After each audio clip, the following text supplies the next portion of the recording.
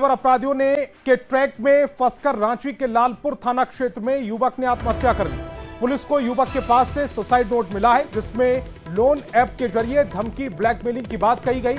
दरअसल युवक ने लोन ऐप के जरिए 2 लाख का लोन लिया था, जिसे उसे चुकता करना था। बावजूद लोन ऐप वाले उसे धमका रहे थे और ब्लैकमेल कर रहे थे। मृतक इतना डर गया था कि उसने लोन चुकाने के लिए अपनी गाड़ी तक बेच दी, जिससे वो काम किया करता था। पूरी चीजें इन्वेस्टिगेशन का चीज है कि सरकार जैसे लोन ऐप चला है तो किसने चलाया, कैसे चला, कैसे इंस्टॉल हुआ, मोबाइल में आया, उसको इंस्टॉल किसने किया, पूरी चीज इन्वेस्टिगेशन का चीज है। उस पर हम लोग इन्वेस्टिगेशन करेंगे, जो भी उचित कार्रवाई उसको हम लोग करेंगे। तो अनजाने नंबर है, जिनको आप परिचित नहीं, जिनसे आप जान नहीं रहे हैं, तो उनको वेरीफाई कर लीजिए। हो क्या रहा है, लोग वेरीफाई नहीं कर पा रहे हैं और उस पर कार्रवाई कर दे रहे हैं, जिससे वो ठगे जा रहे हैं। खबर गिरिडीह से है, जहां गांवा थाना क्षेत्र के पहाड़पुर में जमीन विवाद को लेकर चाचा भतीजे में जमकर मारपीट हुई। धान रोपाई के दौरान खेत में ही जमकर मारपीट हो गई। इस दौरान दोनों पक्षों की ओर से लाठी डंडे चले, जिसमें 2 लोग गंभीर रूप से घायल हो गए, जिसे इलाज के लिए सामुदायिक स्वास्थ्य केंद्र लाया गया।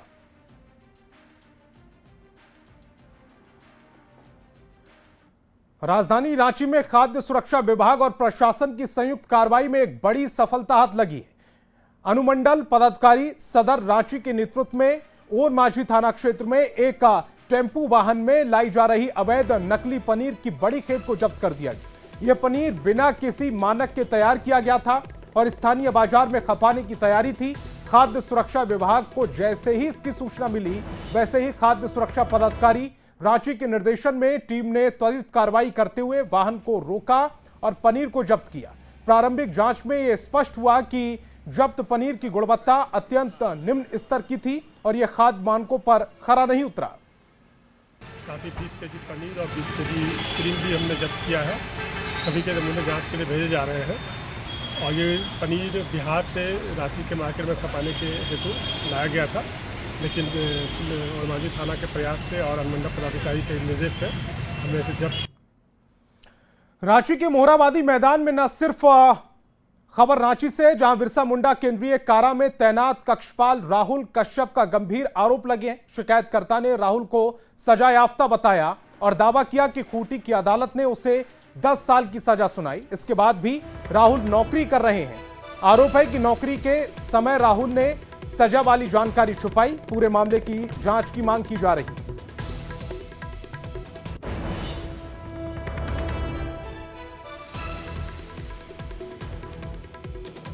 जिसे जेल में रहना चाहिए था, अब वो कैदियों की रखवाली कर रहा है। जी हां, ऐसा ही एक आरोप लगा है कक्षपाल पर, जो कि बिरसा मुंडा केंद्रीय कारा में कक्षपाल के तौर पर प्रतिनियुक्त है। इस मामले को लेकर शिकायत जो है वो जेल आईजी से की गई है और मामले में बताया गया है कि राहुल कच्छप, जो कि कक्षपाल है और वर्तमान में बिरसा मुंडा केंद्रीय कारा होटवार में पदस्थापित है, उसे 2014 में 10 वर्ष की सजा और 7,000 रुपया फाइन भी किया गया था। बावजूद उसने सरकार को इन तमाम चीज़ों की जानकारी छिपाए बगैर ही, कहा जाए तो, नियुक्ति पाई और कक्षपाल के तौर पर, और खूंटी उपकारा में भी वो ड्यूटी करता रहा और उसके बाद उसके द्वारा जो है अब बिरसा मुंडा केंद्रीय कारा में उसकी प्रतिनियुक्ति की गई है। फिलहाल इस मामले को लेकर जांच करने की मांग जो है वो की गई है। तमाम चीज़ों को लेकर शिकायतकर्ता के माध्यम से जो आवेदन है वो तो दिया ही गया है, साथ में जो जजमेंट की कॉपी है वो तमाम चीज़ें भी रखी गई हैं जेल आईजी के समक्ष। अब देखना होगा कि जेल आईजी इन तमाम चीज़ों को लेकर कब तक जांच करते हैं और कब तक तमाम चीज़ों को लेकर जो रिपोर्ट है वो सामने आ पाती है। कैमरामैन संत के साथ ओम प्रकाश, न्यूज़ 18 रांची। अब खबर रामगढ़ से है, जहां पुलिस ने सऊद हत्याकांड का खुलासा किया और 3 आरोपियों को गिरफ्तार कर जेल भेज दिया। सऊद अंसारी की हत्या मुहर्रम की रात को बरका काना की पीरी ईंट भट्टे पर उसके मौसेरे भाई एबाद अंसारी, अशफाक अंसारी और आफ्ताब अंसारी ने मिलकर की। सऊद अंसारी पर एबाब अंसारी गाड़ी को चुराकर बेचने का दबाव बना रहा था। सऊद लगातार ऐसा करने से इनकार कर रहा था। इसी बीच में एबाद ने सऊद की हत्या कर दी। पुलिस ने हत्या में इस्तेमाल चाकू और कपड़ा को बरामद कर लिया और उसने अपने पास रखे चाकू से एबाद अंसारी ने और आफ्ताब ने मिलकर सऊद की हत्या कर दी और उसमें आसपास के साथ मिलकर उस शव को अमान अंसारी के चिमनी के भट्टा में ले जाकर छुपा दिया और तीनों फिर अलग अलग फरार हो गए और हमारी टीम के द्वारा इन तीनों की गिरफ्तारी कर ली गई है। उसके पास से हत्या में जो शामिल चाकू बरामद किया गया है। इसके अलावा जो कपड़े उस दिन पहने गए थे, जूते पहने गए थे, उसको भी बरामद। और रांची के मोराबादी मैदान में न सिर्फ सब्जी बल्कि फल और फूल स्टॉल लगाने वाले फुटपाथ दुकानदारों को सौगात मिली है। वेंडर मार्केट की शुरुआत करते हुए सभी को दुकान आवंटित की गई, लेकिन इससे कुछ सब्जी विक्रेताओं का काफी नाराजगी देखी गई। दरअसल इन लोगों का कहना है कि निगम ने नंबरिंग गलत की है। जिस साइड पे गेट है उधर से दुकान नंबर 1 होना चाहिए, लेकिन उल्टा किया गया और 10 सब्जी विक्रेताओं को दुकान भी नहीं मिली है। रांची के मोराबादी मैदान में अब सड़क पर सब्जी विक्रेताओं को एक नई जगह मिलने जा रही है। देख सकते हैं ये वेंडर मार्केट है और यहाँ पर सब्जी, फल और तमाम जो फूड स्टॉल हैं उसकी दुकानें लगेंगी। उसे लेकर जो लॉटरी है वो भी कर दी गई है और दुकान जो है वो लोगों को आवंटित कर दी गई है। कहा जाए तो एक छत है जिसके कारण अब जो भी सड़कों पर, फुटपाथ पर अपनी दुकान चलाते थे उन्हें एक छत मिलने जा रहा है, जिस वजह से उन्हें गर्मी, जाड़ा, बरसात तमाम चीज़ों से निजात मिलेगी। लेकिन बात की जाए तो यहाँ पर एक समस्या भी उत्पन्न हो गई है। जो नंबर है उसे लेकर लोगों में कहा जाए तो असमंजस है और कहीं न कहीं वो इसका विरोध भी कर रहे हैं। सर यही प्रॉब्लम है कि नंबर उल्टा बैठाया गया है। नंबर पहले 1-2 से गिनना चाहिए। जहाँ नंबर जिसका है वहीं बैठेगा, मगर 1-2 पहले गिनाएगा। काहे पहले यहाँ पर है और नंबर वहाँ, हाँ वहाँ चल गया, कैसे चल जाएगा? नया पूर्णा की बात नहीं है, नया पूर्णा की बात नहीं है। नंबर जो सरकार किया है हम लोग एकदम राजी हैं, कोई दिक्कत नहीं है। पर नंबर 1-2 से गिने कोई दिक्कत नहीं, जहाँ नंबर बैठे वहाँ बैठा है। वहाँ ई लॉटरी सिस्टम हुआ तो बिना हम लोग का जानकारी का एक चेंज कैसे हुआ वो हमको जानना है। काहे कि वहाँ संजय लोगों को दुकान नहीं मिला, 10 लोगों को नहीं मिला है। हाँ 35 दुकान है सब्जी वाला, तो 24 तक ही नंबरिंग किया है और 10 दुकान का भी नंबर नहीं लिखा हुआ है और हम लोग का जोन भी चेंज किया गया है। तो हम लोग को बिना बताए, बिना जानकारी का जोन चेंज क्यों किया गया? अब देखना होगा कि निगम कैसे इन तमाम चीजों को शॉर्ट आउट करती है और किस तरह से लोगों को यहाँ पर बैठने के लिए या फिर कहें तो उनको दुकान आवंटित कर पाती है। कैमरामैन संत के साथ ओम प्रकाश, न्यूज 18 रांची। केंद्र और राज्य सरकारें ग्रामीण क्षेत्रों में विकास कार्यों को गति देने के लिए नई तकनीकों का सहारा ले रही है। इसी कड़ी में गुरुवार को रांची के BNR होटल में पंचायती राज सूचकांक विषय पर राज्य स्तरीय कार्यशाला का आयोजन किया गया। इस कार्यक्रम में राज्य के सभी जिलों के पंचायती राज पदाधिकारी और ग्रामीण विकास विभाग के अधिकारी शामिल हुए। जिलेवार प्रदर्शन में लोहरदगा के 59.37% स्कोर के साथ पहला स्थान प्राप्त किया गया। इसके बाद खूंटी 59.27%, पश्चिम सिंहभूम 56.48%, धनबाद तकरीबन 54% और जामताड़ा तकरीबन 54% का पहला स्थान रहा है। तो आप देख सकते हैं कि कुछ पंचायतों में अच्छा कार्य हुआ है जो इस एडवांसमेंट इंडेक्स में दिख रहा है। उनको आज सम्मानित किया गया है, पुरस्कृत किया गया है, क्योंकि इसमें काफ़ी मेहनत लगता है। डेटा एंट्री का काम कई सारे टीमों का और प्लस संबंधित विभाग से उस डेटा को लेकर के चढ़ाने में ये लोग ने अच्छा काम किया है। महिलाओं को लेके, स्वास्थ्य को लेके, शिक्षा को लेके और 9 थीम है इसमें और उस थीम पे हम लोगों ने बहुत अच्छा परसेंटेज के आधार पे यहाँ डिस्ट्रिक्ट लेवल का जो परफॉर्मेंस था उसमें हम लोगों ने राज्य स्तरीय कार्यक्रम में रिपोर्ट किया और हम लोग चाहेंगे कि और बेहतर कर पाए। और बिहार में कुछ महीने बाद चुनाव होने हैं। ऐसे में बिहार में चल रहे वोटर लिस्ट संशोधन पर विपक्ष ने सवाल खड़े किए। कांग्रेस और जेएमएम का कहना है कि मतदाताओं का नाम काटा जा रहा है, यह गलत बात है, जबकि बीजेपी का कहना है कि वोटर लिस्ट में बड़े पैमाने पर बांग्लादेशी, नेपाल और म्यांमार के लोगों के नाम शामिल हैं, तो बस घुसपैठियों का नाम काटा जा रहा है। पुनरीक्षण का काम भारतीय जनता पार्टी की अनुषंगिक इकाई के रूप में चुनाव आयोग कर रही है। किसी व्यक्ति को वोट से वंचित करना यह बिल्कुल लोकतंत्र के खिलाफ है और चुनाव आयोग लगातार इसी पे कुठाराघात कर रही है। 35 लाख से ऊपर लोगों का वोटर लिस्ट से नाम काटा जा रहा है। इसका क्या मतलब है? वोटर पुनरीक्षण का काम अफरा तफरी में, आनन फानन में, चुनाव के ठीक 1 महीना पर, मात्र 1 महीना का समय दिया गया।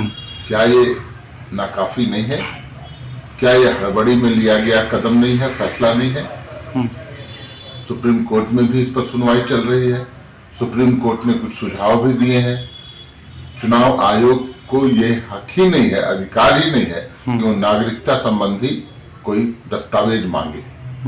तो चुनाव आयोग किस हड़बड़ी में है, किसके निर्देश पर काम कर रहा है, और ऐसे ऐसे कागजात मांगे जा रहे हैं जो मुझे लगता है बहुत बड़ी जनसंख्या प्रभावित होगी इससे। तो इंटेंशन क्या है, ये महत्वपूर्ण है। जब चुनाव आयोग वोटर का पुनरीक्षण का काम कर रहे हैं तो बांग्लादेशी घुसपैठी, पाकिस्तानी अवैध रूप से जो घुसे हुए वो काफी तादाद में देखने को मिला, लाखों की तादाद में है। कहाँ जा रहा है ये देश, कहाँ जा रहा है हमारा बिहार? देखिए, ये बिहार एक उदाहरण है। हर प्रदेश में लाखों की संख्या में रोहिंग्या, बांग्लादेशी और पाकिस्तानी अवैध घुसपैठी वोटर लिस्ट में अपने नाम को ऐड करा चुके हैं, जो कहीं ना कहीं देश की आंतरिक सुरक्षा के लिए, देश की आंतरिक अखंडता के लिए मुझे लगता है ये काफ़ी घातक होगा। और मैं तो चुनाव आयोग को धन्यवाद देना चाहूँगा कि उन्होंने बिहार सरकार, बिहार के जिला प्रशासन, पुलिस प्रशासन का सहयोग से इस तरह के अवैध घुसपैठियों के वोटर को चिन्हित करके उसको बाहर करने का जो निर्णय लिया है, ये स्वागत योग्य है। निशिकांत दुबे ने हेमंत सरकार पर जमकर हमला बोला। सोशल मीडिया एक्स पर पोस्ट कर लिखा, खटिया पर सरकार। यह तस्वीर झारखंड के पाकुड़ की है। पूरा मामला और पता अमड़ापाड़ा प्रखंड के डूमर चीर पंचायत में बड़ा बास्को पहाड़ निवासी बामना पहाड़िया बीमार पड़ गया। बच्चे के बीमार होने पर पिता कमला पहाड़िया के समक्ष बेटे को अस्पताल तक पहुंचाने की बड़ी समस्या आन पड़ी। इसके बाद पिता को अस्पताल पहुंचाने के लिए खटिया का सहारा लेना पड़ा।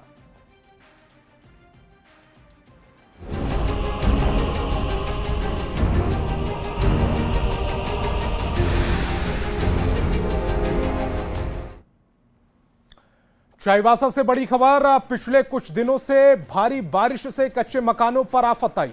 मोहनपुर के और आनंदपुर क्षेत्र में 6 घर धंस गए।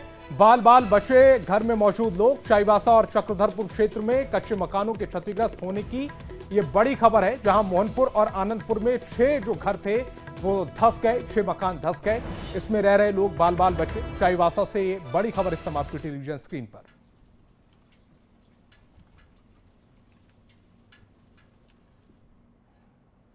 और लगातार हो रही बारिश ने जनजीवन को बुरी तरह से प्रभावित किया है। शहर के कई इलाके जलमग्न हो गए। हरिहर बाड़ी, नारायण कॉलोनी, हरि शर्मरण, कुटिया समेत कई इलाकों में पानी भर गया।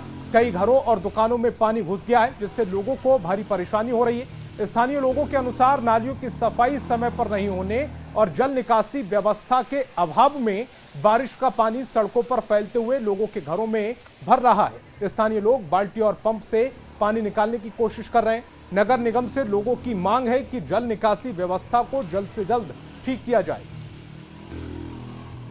नाला और रोड जो बनाया गया है वो गलत तरीके से बनाया गया है, जिस कारण से पानी घर में घुस रहा है। इसके पहले भी 2-3 बार आया। हम रिपोर्ट भी लिखे हैं, म्यूनिसिपैलिटी में दरखास्त भी दिए हैं। देवघर कुंडा मोड़ से जो पानी आता है, सारा पानी यही गली में आता है, तो हम लोग का घर भी पानी घुस गया और बहुत दिक्कत होता है। इधर निकासी पानी का नहीं, बंद कर दिया गया है नाला उधर से, तो वही हम लोग चाहते हैं कि नाला हम लोग का फिर से खोल दिया जाए। भारी बारिश के कारण गुमला के पालकोट पंचायत में सड़क का बड़ा हिस्सा बह गया, जिसके कारण नाथपुर पंचायत के बड़की टोला, पगार टोली, महुआ टोली और कोनकेल गांव के लोगों को आने जाने में परेशानी हो रही। लोगों का कहना है कि स्थानीय जनप्रतिनिधियों और अधिकारियों से कहने के बाद भी सड़क की मरम्मत नहीं की जा रही है। पूरा खराब है। बरसात में हमरे के बहुत दिक्कत है, सुखलो दिन में दिक्कत है। कोनो गाड़ी घोड़ा, कोनो इमरजेंसी पेशेंट के लेके खाए, पालकोट लेके खाए, कोनवीर लेके खाए, अस्पताल हल हमरे के परेशानी हो जाएगा। और सिमडेगा से बड़ी खबर मिल रही है। बारिश के कारण पुल का गार्ड वाल टूट गया है। पटा तिरिल के पास में पुल का जो गार्ड वाल था वो टूटा है। पुल से आना जाना खतरनाक हो चुका है। सिमडेगा के ओडिशा से यह सड़क जोड़ती है। लोगों ने बांस से घेराबंदी की है ताकि लोग अब यहां से निकल सकें, गुजर सकें। सिमडेगा से बड़ी खबर, बारिश के कारण पुल का गार्ड वाल टूट गया। पटाली पटाती रिल के पास में यह गार्डवाल टूटा है। पुल से आना जाना खतरनाक हो चुका है। तस्वीरें समय आपकी टेलीविजन स्क्रीन पर है। सिमडेगा को ओडिशा से सड़क जोड़ती है, यानी कि काफी महत्वपूर्ण सड़क है और लोगों ने बांस से अब घेराबंदी कर रखी है।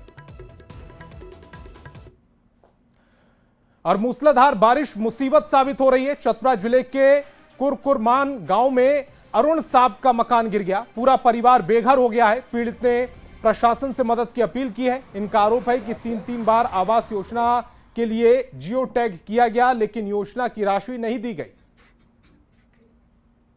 काम था, पानी में इतना बारिश हमारा सब गिर गया। लोग 8 परिवार रहते थे।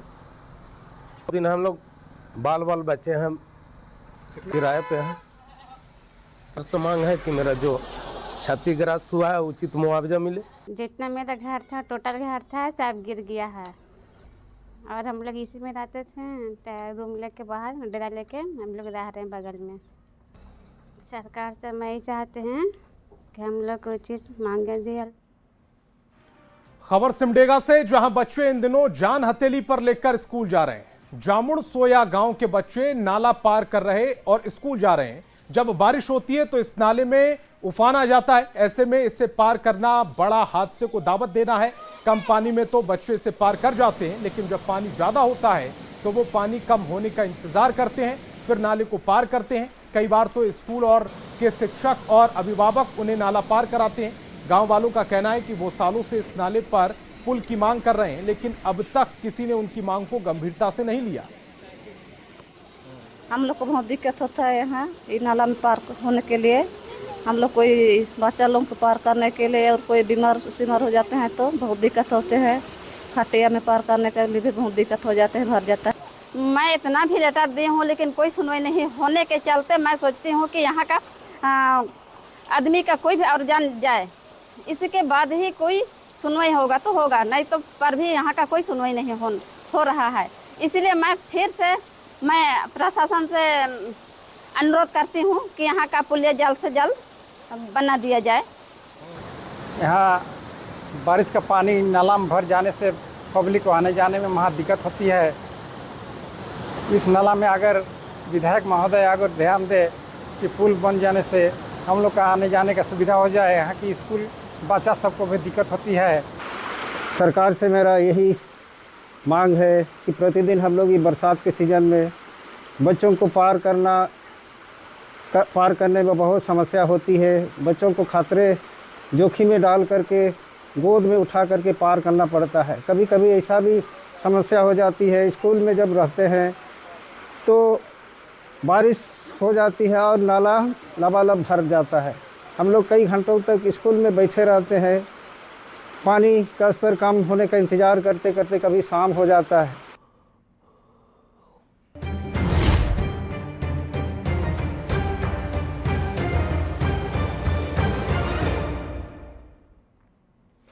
हजारीबाग में न्यूज 18 की खबर का बड़ा असर हुआ है। इचाक प्रखंड के सुदूरवर्ती पूरन पनिया गांव में न बिजली है, न सड़क है और न स्वास्थ्य की कोई सुविधा है।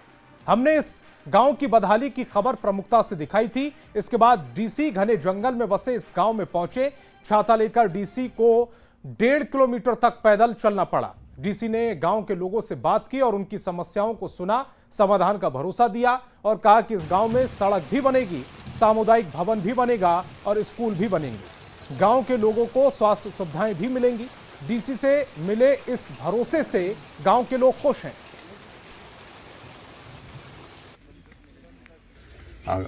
आगमन जो है वो बाधित होती है, तो मैं अपनी पूरी टीम के साथ जो हमारे डीएफओ साहब हैं उनके साथ हम लोग दौरा किए और यहाँ की जो समस्याएं हैं उससे अवगत हुए हैं। बहुत जल्द जो है हम लोग एक एक्सपर्ट टीम को यहाँ पे भेजेंगे ताकि यहाँ की जो लैंडस्केपिंग की जो डिफ़िकल्टीज़ है उसके अनुरूप जो है हम लोग एस्टिमेट बना सकें और आने वाले समय में हमारी पूरी कोशिश होगी कि जल्द से जल्द इनके कम्युनिकेशन जो है उसको बहाल कर सकें। इसके अलावा जो है हम लोग स्वास्थ्य कारणों से जो है जो लोग प्रभावित हो रहे हैं उनको मदद के लिए एक सामुदायिक भवन जो है हम लोग सैंक्शन करेंगे। बराबर आज़ादी के पहले से ही ये सिस्टम चलता आ रहा है, आज तक कोई देखने वाला नहीं मिल रहा था। ये हमारे जो अभी उपायुक्त महोदय हैं, इन्होंने आपकी जो खबर छपी थी न्यूज 18 का, उससे देख करके प्रभावित होकर के हमारे यहाँ आए हैं। हमने आवेदन भी दिया था डीसी ऑफिस में और उसको देख करके आए यहाँ पर, और आने के बाद यहाँ के ग्रामीणों को उम्मीद जगी है कि अब हम लोगों को इस समस्या से निजात मिलेगा।